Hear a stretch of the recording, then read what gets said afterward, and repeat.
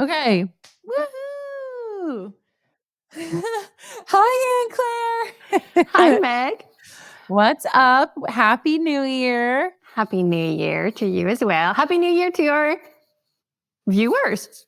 I know. Happy New Year to everyone watching 2024. We are hoping that it is a amazing year for all of you. Yeah. Healing, gentle, restful, all of that. Anything that Yes. you wish, we hold that hope for you too. Yes, we are so excited for 2024. And today we are opening with an exciting conversation about exercise. I know this is a big part about many folks' eating disorders is the complicated relationship with exercise so many of us with eating disorders end up having, right? And so Anne-Claire and I have both have lived experience with eating disorders, and we had our unique relationships with exercise back then. And now we have relationships with exercise now. And today we wanted to share a little bit with you on how those have evolved.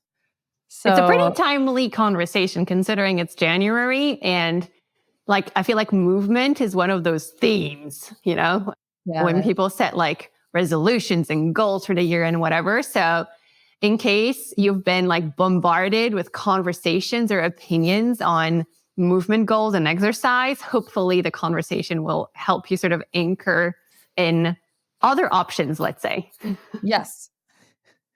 So how was your relationship with movement back then? Of course, we're not going to go into detail. So please don't be worried if you're viewing us. We're not going to go into triggering descriptions. But I'm wondering how you would qualify sort of your relationship with movement back then, Meg. I think so. I was a high school athlete. I was on the varsity swim team for 4 years. So that was really my relationship to exercise, from the bird's eye view, was high school athlete, right? My unique relationship and the disordered side of things was that I was just not nourishing enough for the amount of exercise I was doing. So I would show up to practice pretty depleted and just power through practice or whatever, totally undernourished. And my goal for that movement was not to be the fastest swimmer or the strongest swimmer. It was to just lose weight. So the motivation was totally messed up. I did not put in effort that a real competitive athlete would put in. So, a person who takes their sport seriously is going to be properly fueling and also adding in some strength exercise to increase their speed. I was only focused on cardio, and I was never doing any extra time lifting weights as my coach suggested, because I could care less about the results of the swim meets. Even though I did pretty well, I did not care about that. I was just doing it so I could stay thin. That was my whole thing. So it was I'm sure so many people can relate to that. I am a very naturally athletic person. This is something I've always been, since I was a kid. And I look back at that time with a lot of missed opportunity, because I was if I put a little effort into nourishing myself and actually doing strength training, I would have crushed it. I probably could have gotten a scholarship in college. You would have been the new Michael Phelps feminine version. Yes, I'm almost 6 feet tall. My wingspan is 3 inches longer than my height. You know how Michael Phelps's wingspan is 3 inches longer than his height? You'd also be really good at climbing, by the way. Probably. But I had all this missed opportunity because all I cared about was how thin the sport was making me. And now I'm just kind of bummed out because it could have been I could have just achieved some really cool things as a swimmer. So that was my thing. Yeah, I can imagine that it was also not fun. I'm making a hypothesis here and potentially projecting my own experience on yours, but it doesn't sound like something that brings joy and a feeling of like, proper accomplishment and all of that you might be able to experience now or in other ways. Yeah. So I was able to maintain friendships on the swim team, which I'm really happy about. But like a lot of my memories related to those social events were these things called pasta parties. I don't know if you guys had those, but basically it's like, I like the concept. Yeah, I'm buying into that. The concept is amazing. Essentially, you just before the big swim meets, you all get together with your team and you have like a potluck pasta dinner and tons of dessert. And so I just have a lot of memories around like having a nice time at these parties, but also it's all clouded by feeling guilty around what I had or compensating for what I had or restricting in some way and trying to look normal around everyone else. And it was just always like I had a very chaotic eating disorder. So I didn't have a plan going into those things. It was just like very mentally like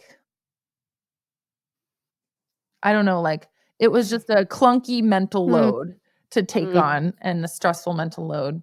So yeah, it was designed to be fun and I look back fondly on the swim team, but when I look closer at the memories, I remember that was a huge part of it. So that was my experience. Anne-Claire, what was your experience like?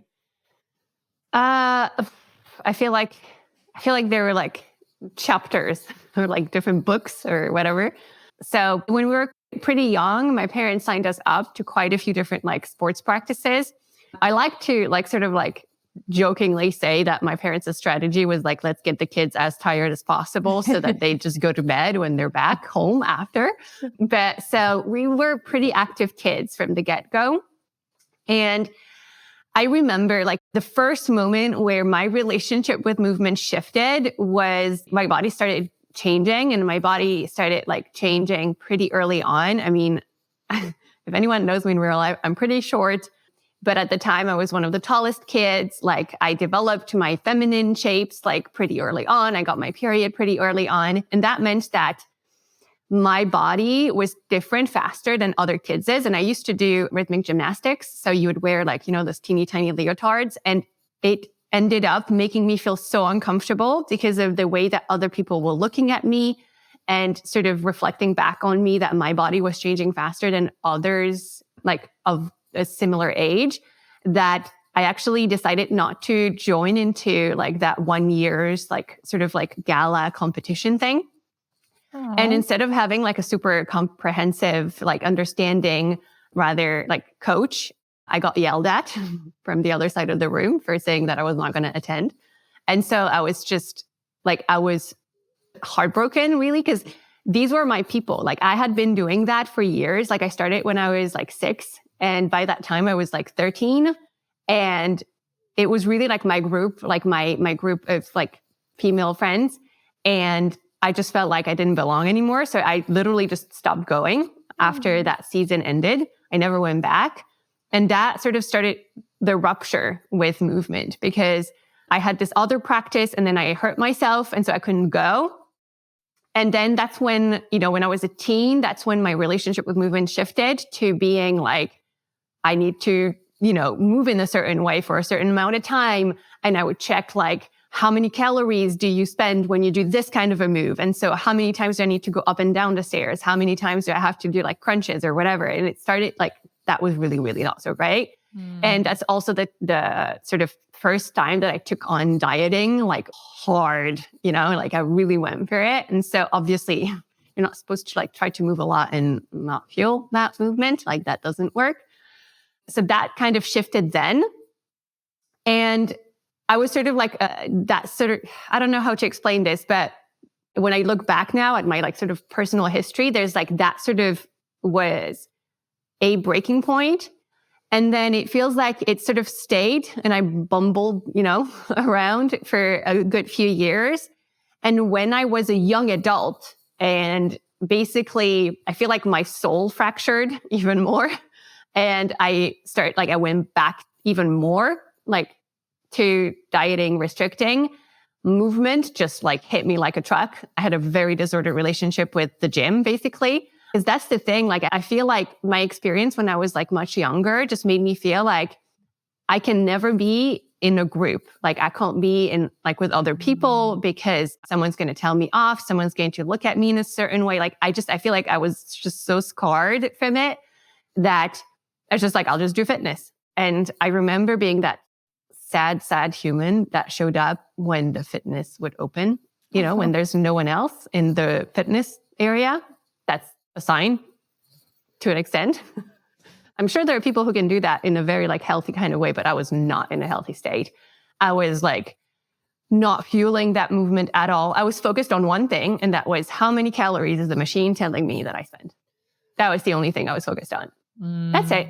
And no other important thing. I say pretend strength trained.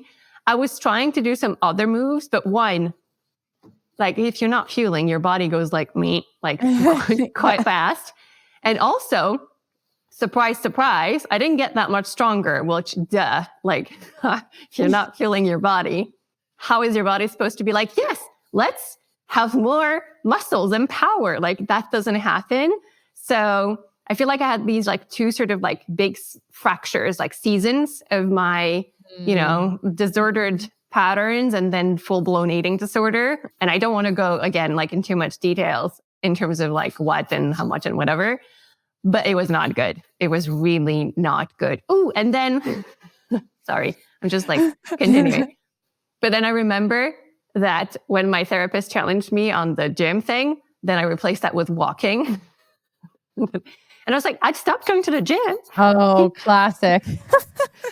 And then she was like okay, that's good. And then she was like, and then at some point she was like, wait, can you rewind? Like, what did you do this morning? And I was like, well, I went walking. And she was like, not impressed. So and you're like, it's not an exercise. And I was like, it's not exercising. And then that's when I got my first lesson about movement is movement. And Claire, it's still movement. And my intentions were the exact same, right? Like I said, I'm not going to the gym, but the intention behind the walking was the same. It was, I'm scared of what's going to happen if I don't. I'm using that to justify eating and all of that. So, in case you feel called out, But yeah, no, we're not buying it. We're not buying it. So, first of all, my heart goes out to you. The rhythmic gymnastics story makes me so sad. Yeah. That must have been so hard. It's such a hard time to like go through puberty anyway. And like all of that layered on top of it, being forced to wear like a leotard. And that's just like. Yeah, 2 years later, they changed 2 years later, they actually finally changed the outfit thingy, like for the club. Like, because obviously everyone has the same, because then you will look the same. And then when you do the group things, like it looks cute. And it seems that they heard some people out because they finally chose like a sort of outfits where you had pants attached, which was great. Because like it was basically like going out in a swimsuit in front of people. And it's just like my entire like was just like, I can't, but yeah. Maybe your like quitting of the team had their wheels start to turn. I don't think so. No, you don't think I think so. Certain parents just like probably have heard their kids that were still on the team, because I know that because obviously I still had friends going. So I had sort of like indirect updates about what was happening in the clubs. And what was really hard is that I actually lost most of the friendships because I wasn't like going to the, training sessions and all that. So like, it just like, it was really, really hard on little me at the time. And I believe that when they did the update, they were asking opinions. And I think that some parents had been a bit more attuned to their kids' needs and said, hey, how about we choose like an outfit that would make the girls more comfortable? There are options with pants. How about we do that? Why not? That could be helpful. So I really don't think that it was me quitting, because I didn't even say why I was quitting. I was just like petrified, mortified, wanted the earth to swallow me, and I was just like, I'm just never going to show up anymore again. And that's it. So. Yeah, that's so sad. But I'm glad they changed it eventually. But I wish that wasn't like, But, I wish that it's didn't happen reflective. to you. Yeah. And it's reflective of the mindset of the sports coaches. Yeah. Yeah. Good point. So we should share how things have transformed as well. Yes. So, Meg, tell us exactly how you move. Just kidding. I'm waiting for you to ask me. So now my relationship with exercise is, I get like a really cool feeling from it. So one thing I love, and I always feel vulnerable sharing what I love because I'm always afraid someone's going to misinterpret it and think, oh, if someone recovered can do this, that means I'm allowed to do this in eating disorder recovery. So if you're going, I am watching you people, do not distort what we're about to share. So one thing I love is Cycle Bar in my town. It's like 5 minutes away. And it's like a 45-minute cycling class where they lower the lights. And it's like these red club lights that are like, and then they blast music. You feel like you're at the club. They have playlists. Like yesterday, they had a theme. It was Akon, T-Pain, and Nelly. And I was like, this is the bomb. I'm in there. I'm having so much fun. You know, you can change resistance. It's not about like burning calories. It's about the fun. It's about the strength. Like you're cycling, but you're changing resistance. They also have arms in there. Like there's a lot of community. Like I usually get coffee with two of my good friends after the class. And I have so much fun. And I feel so strong. Like when I'm in that class, I show up for myself and I feel like I am crushing it. Like there's something about me being like, my legs are strong and I can see what they're doing. And I get very empowered by that. And they even like will send us our stats at the end, like numbers, which would have been really triggering in the past. But now I just look to see where I placed. I'm like, ooh, I came in second today. You know, like I crushed you. You owe me coffee. That's like all it is. It's like my little competitive vibe needs to like check the email and be like, okay, I ranked third. Okay. Or, ooh, I came in first today. And then I'll like show off to Dan. I'll be like, I came in first today. And that's pretty much as far as it goes. Like, I couldn't tell you like the calories or any of that because I don't care. Like, I know I showed up like to honor myself, to start my day in like a high energy, fun way with my friends. And that's been my main thing right now. And then other than that, outdoors is like my joyful movement. I'm committed to doing a little bit more hiking this year. That was my thing with Dan. We were just thinking, you know, we need to explore hikes in Connecticut. So we bought a little book on like Connecticut hikes, and we have a few friends in a chat group that we've decided to like text hiking photos to. That sounds so fun. Yeah. So we're committed to doing 30 hikes this year, which is like, they're like a mile and a half. Like it's not a ton, right? It's like maybe once every few weekends coming in.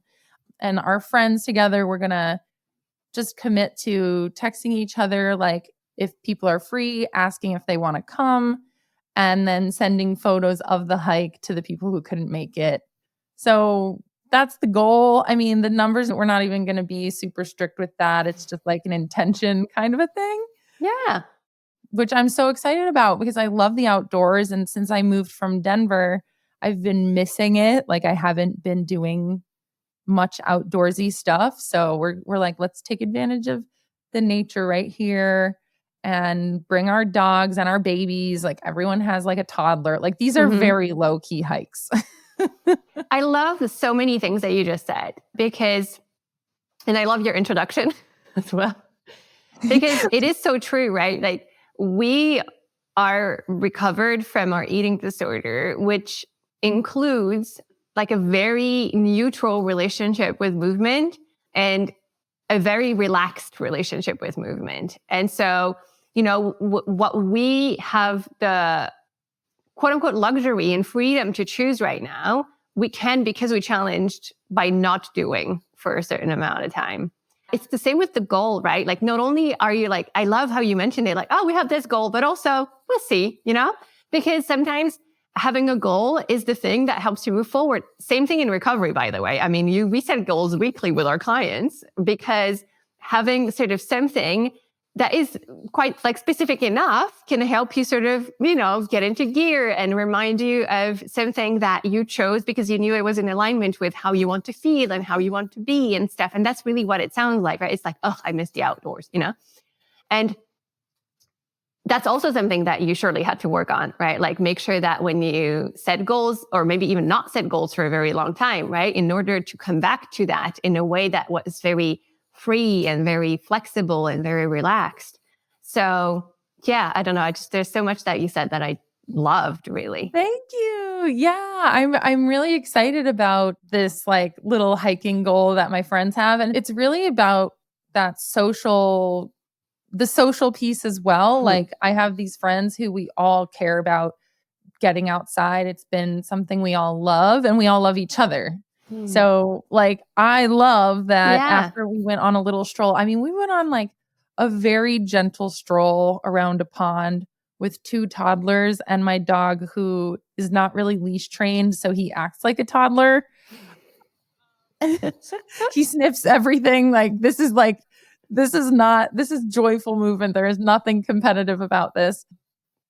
And we just took a little group photo at the end and we sent it to our friends who couldn't come. And I just was like, it's so fun. And then our friends are in Maine this weekend and, they sent a photo of them in Maine. And so it's kind of like this little cute accountability. It's actually a community. That we're leaning on. Something that doesn't happen when it's just rooted in disorder is I remember specifically saying no to joining social activities because I had to go to the gym, because no, I can't do a walk. That's not enough, right? And sort of like choosing something else instead, right? So there's like this intention and this prioritization reflects your values, your actual true values. Like, yeah, I want to be with these people. That makes me happy. And I like to be outside. That also makes me happy.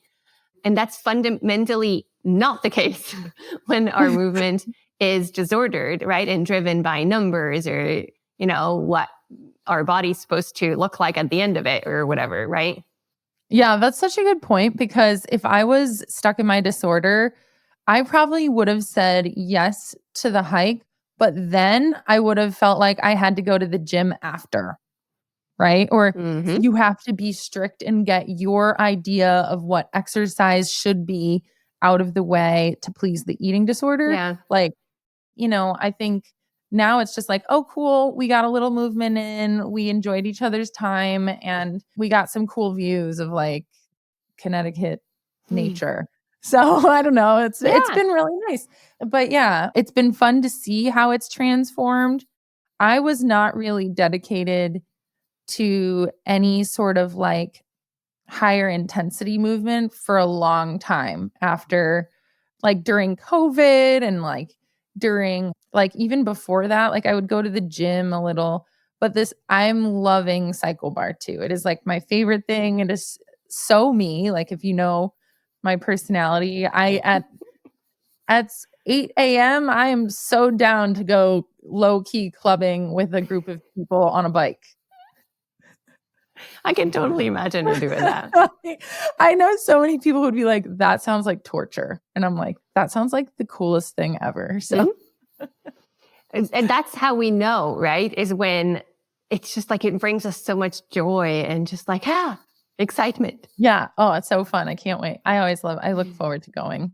But anyway, Anne-Claire, how has your relationship with movement changed? So I think I get as excited as you do about the cycling thing as for me going to the park and seeing my ducks and my squirrels. Oh my God. I love that. Wait, so you have that, like your joyful movement is rooted in animal loving. Yeah, it just makes me so happy. So the most regular movement practice that I have is going on a stroll. That is currently in my life, that's the only regular form of movement. Also, and cleaning my apartment, but I really don't like, it's not joyful. Let's put it that way. But like that genuinely brings me joy to go on my walk. And I always go and I don't listen to anything. My phone is on silent or even airplane mode.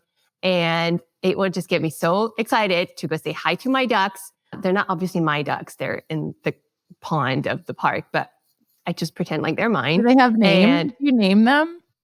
No, but the different kinds of birds are either like birdos, birdies, little birdie bird.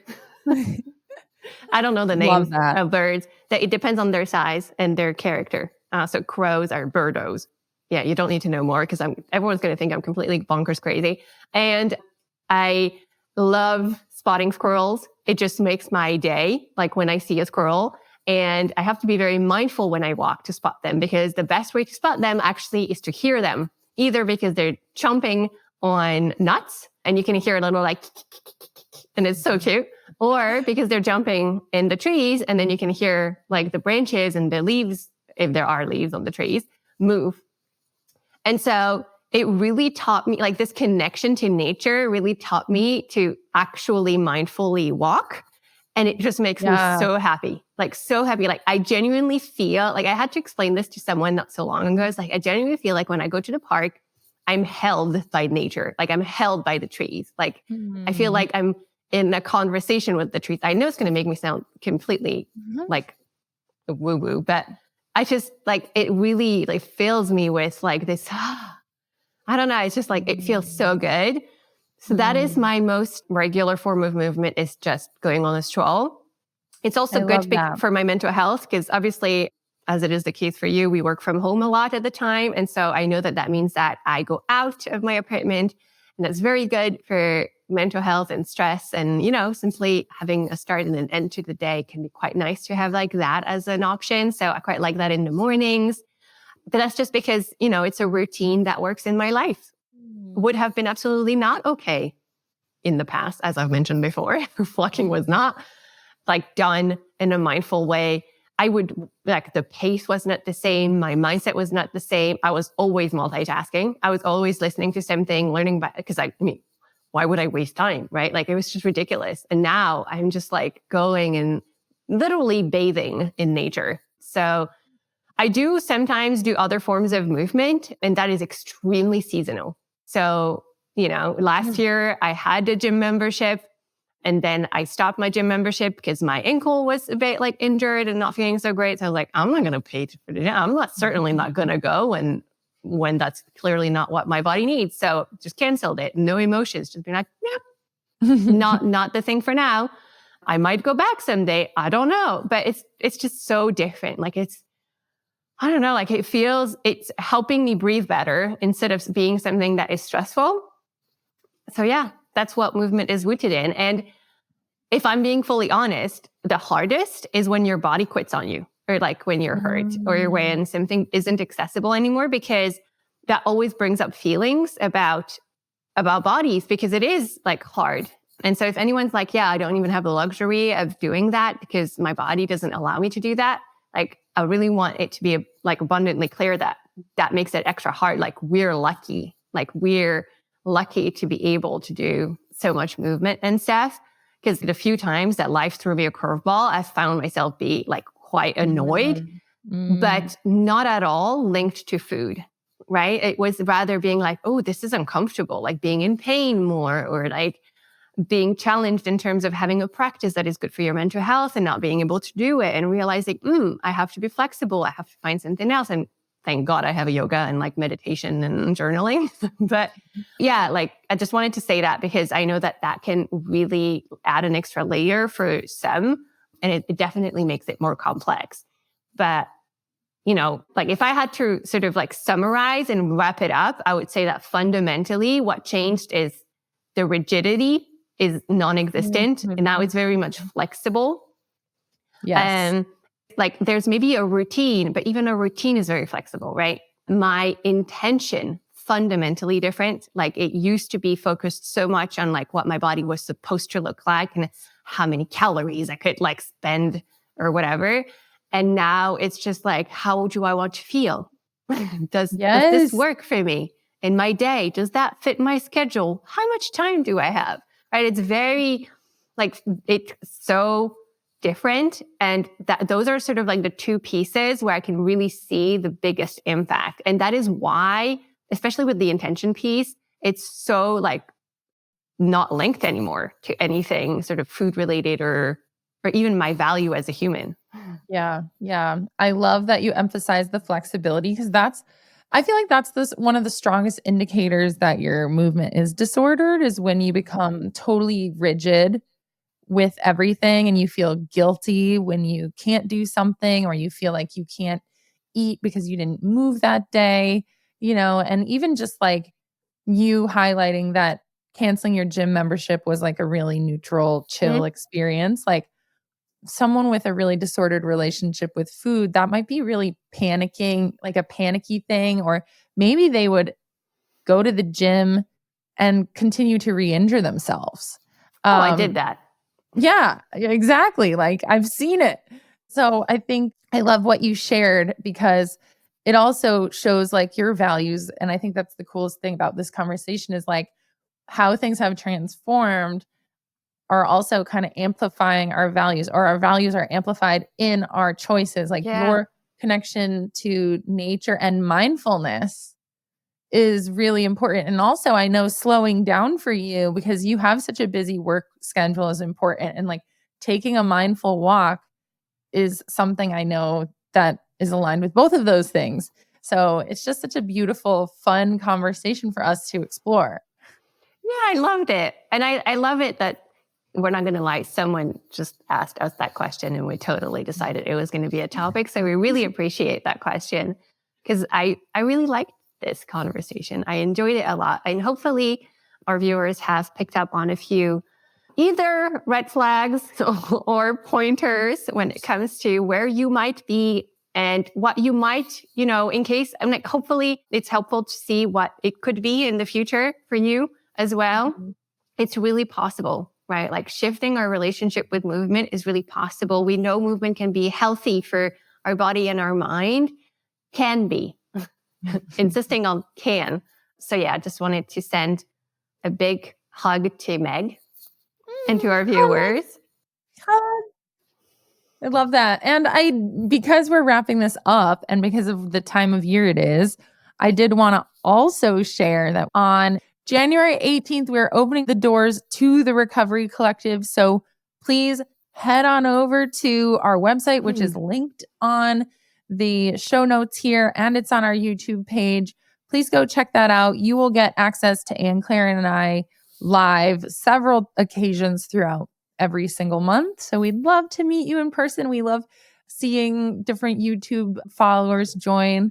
And it's just really exciting to help support other people's recoveries in that way. So we're hoping to see you there. You guys have until February 1st to make your decision about joining. So keep that in mind. All right. Thank you, Anne-Claire. Thank you. Love you. Bye, everyone. Thanks for watching. Bye.